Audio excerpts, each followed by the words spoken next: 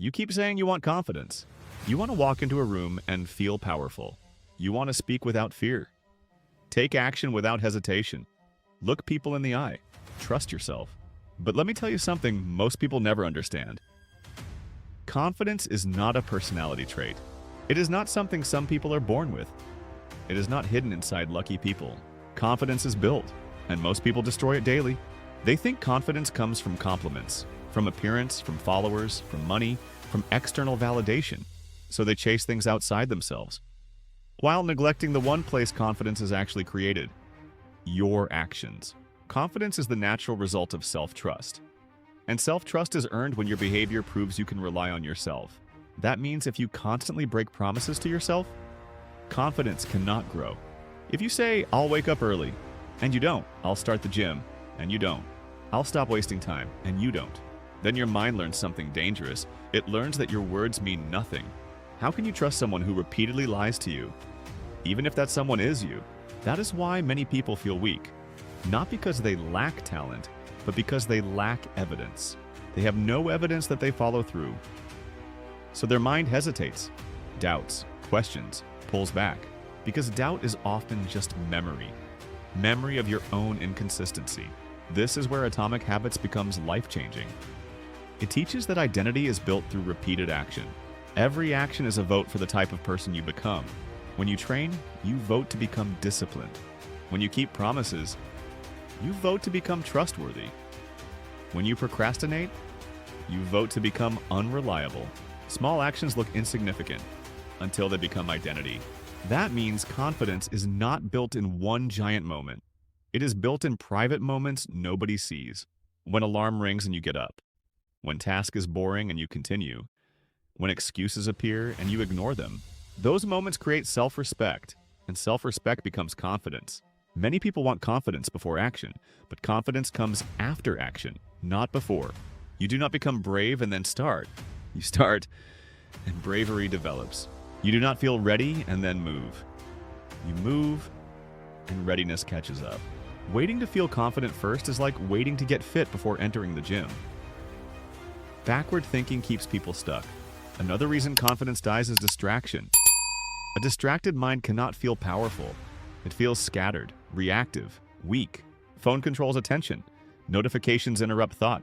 Comparison poisons mood. And suddenly, your nervous system belongs to the world. That is why deep work matters deeply. Focus is power. When you can direct attention where you choose, you feel control. When you can stay with one difficult task, you feel competence. When you can build something with concentration, you feel momentum. These feelings feed confidence naturally, but most people cannot sit with discomfort long enough to experience them. They switch tasks every few minutes, check phone every few minutes, need entertainment every few minutes, and then wonder why they feel anxious. Because constant interruption trains weakness. Deep focus trains strength. Protecting your attention may be one of the fastest ways to rebuild confidence. Try this: 1 hour, phone away. One meaningful task. No switching, no checking, no excuses. When you finish, notice how different you feel. Calmer, sharper, stronger. That is earned confidence, not fake hype. Another hidden enemy of confidence is comfort addiction. Comfort feels safe, but slowly makes you fragile. If you only act when mood is perfect, you become dependent on conditions. If you only work when inspired, you become unreliable. If you avoid hard conversations, you become timid. This is why discipline equals freedom is truth. Discipline frees you from dependency on feelings. You don't need perfect mood when routine exists. You don't need courage every day when habit exists. The disciplined person wins often because he removes negotiation. Wake up means wake up. Workout means workout. Work block means work block. No drama, no debate, no emotional court case every morning. That simplicity creates power. Many people are exhausted not from hard work, but from endless inner arguments. Should I do it now? Maybe later. I'm tired. Tomorrow sounds better. That mental chaos drains confidence. Decide once, then execute repeatedly. There is also pain in confidence building. People hate hearing this. They want a soft path. But real confidence requires friction. Trying and failing, speaking and stumbling.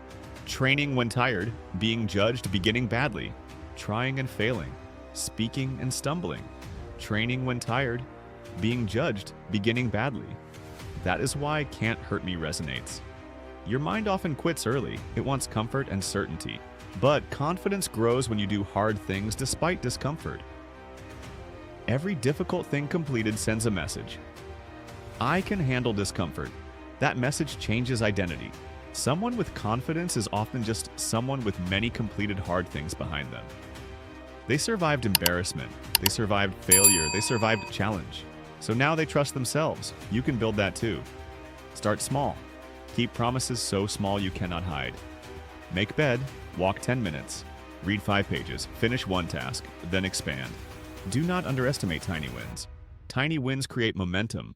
Momentum creates standards. Standards create identity. Identity creates confidence. Another trap is comparison. You compare your beginning to someone else's peak, then feel small. But comparison without context is poison. Use comparison as data instead. What skills do they have? What habits built them? What sacrifices were made? Learn instead of envy. Because jealousy wastes energy. Learning multiplies it. Confidence also rises when body changes. Stand tall, train consistently, sleep properly, eat with intention. Your body influences your mind more than many realize. When posture collapses, thought often follows. When energy rises, belief often follows. Take care of body not from vanity, but from responsibility. This body carries your ambitions. Treat it accordingly. There will be days you feel insecure. Good. That means there is room to grow. Confidence is not never feeling fear. It is acting while fear is present.